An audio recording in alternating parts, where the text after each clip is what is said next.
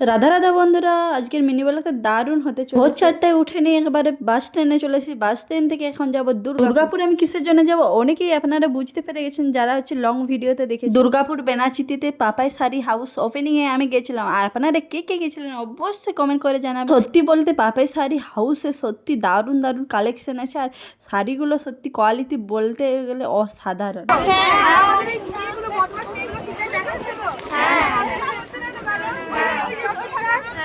কোনো যে ব্যাগতে নিয়েছে এই ব্যাগটা হচ্ছে উল দিয়ে বানানো, উল দিয়ে অনেক কিছুই বানায়। আপনারা যদি এই থেকে উলের কোনো কিছু জিনিস নিতে চান তাহলে অবশ্যই কোর্সেট মাম্পি নামে পেজ দিয়ে ফেসবুক, ইউটিউব, ইনস্টাগ্রাম এই পেজ দিয়ে এই নামেই আছে। তো আপনারা অবশ্যই ওখানে যেয়ে ভিজিট করতে পারেন।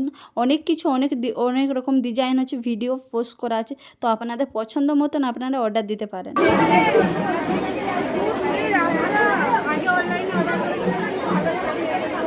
এই যে আমার শাড়ি এগুলো নিয়ে করে আর লাইনে দাঁড়িয়ে আছে, লাইনে প্রচুর ভিড়।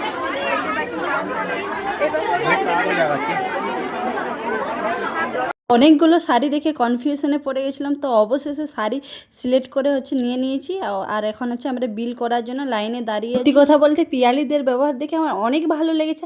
আর শাড়ি তো বলতেই হবে নি, যে যাকে বলে 100 তো যারা আমার লং ভিডিওতে দেখে নি অবশ্যই তাড়াতাড়ি গিয়ে হচ্ছে লং ভিডিওতে দেখে নিন। তো আজকের মিনি ব্লগটা এই পর্যন্ত। রাধা রাধা।